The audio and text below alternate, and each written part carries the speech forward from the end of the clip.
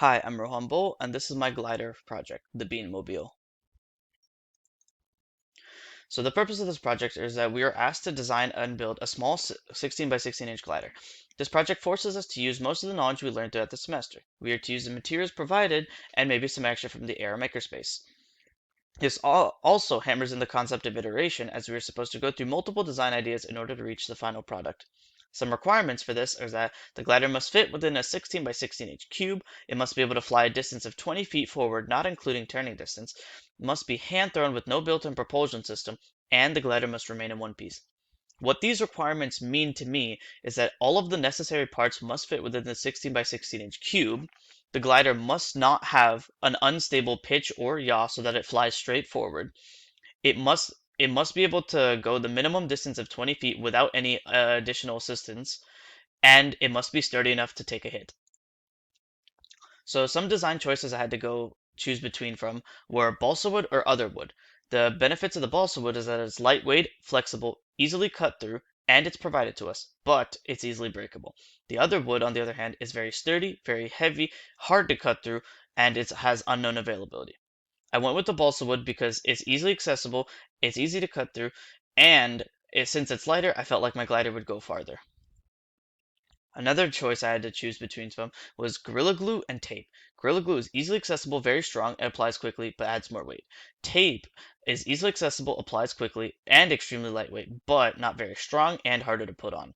I went with the Gorilla Glue because I felt the Gorilla Glue would make my glider more stable and be able to take better hits.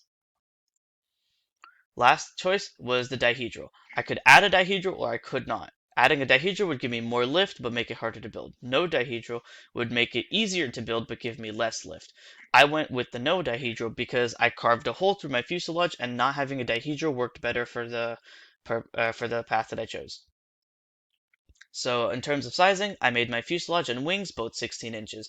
I made my horizontal stabilizer 4 inches long because I read online that it was supposed to be 1/4 the size of my wings. I also kept the horizontal stabilizer on the fuselage rather than putting it on top of the vertical stabilizer. The vertical stabilizer I made to be 1 inch tall and 2 inches long because I feel like this would create minimal drag. This is the initial design for my project.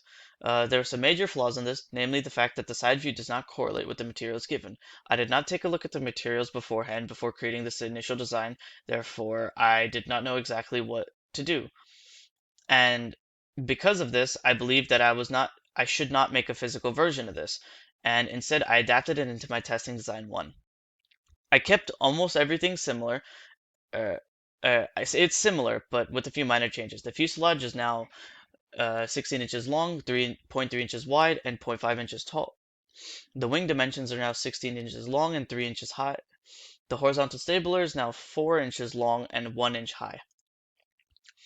I had to add a bit of Play-Doh towards the front of the glider to keep it going forward. My best flight was around 30 feet, but however, I felt that this was the incorrect way to go about it because this testing design one did not have a vertical stabilizer. As you can see from this, towards the end, my glider becomes highly unstable, and so I created my testing design 2. It's similar to 1, but with the vertical stabilizer added. With the addition of this vertical stabilizer, it actually became worse. It was turning mainly to the left and upwards, and after many attempts, I actually gave up on this. I tried adding some weight to either side, but it to no avail. And in hindsight, my angle of attack for my test runs might have been too high. As you can see, it came crashing right back towards me. And from this came my final design. Everything was kept the same, except the wing shape was actually flipped. I flipped it because my friends told me that it would actually be better for me and my glider would fly straighter. And it worked. The only if I as long as I kept a low angle of attack, my glider would fly straight forward with very little turning. This is the video from the glide off day. As you will see, I managed to keep a low angle of attack so my glider goes relatively straight. It manages to make the minimum distance of 20 feet and stay intact. So the center of gravity of my glider is in the middle of my wingspan, which is about 0.75 inches in front of my quarter cord. This is actually too close to the quarter cord and should have been further ahead. I should have added more weight to the front. The coefficient of lift taking the angle of attack from the glide off day to be around 6 degrees, we put it into the formula 2 pi alpha to get our coefficient of lift, which is 0.6579. And then we use that coefficient of lift in the coefficient of drag formula, coefficient of lift squared over pi e aspect ratio, and we get our CD to be 0.0526. This is the images showing that my glider fits within a 16 by 16 inch cube. I had to use a cutting board because I did not have any tape measures on hand.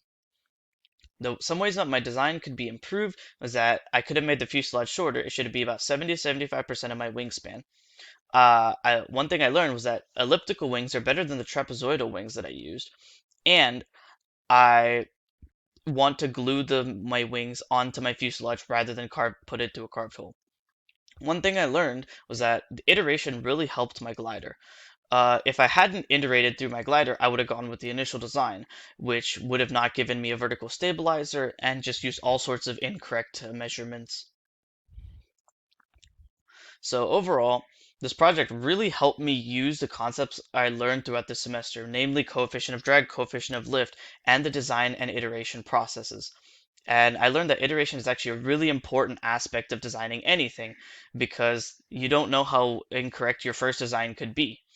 And in the end, I was able to meet all of the project requirements within the time allotted. And I actually really enjoyed this project. Thank you.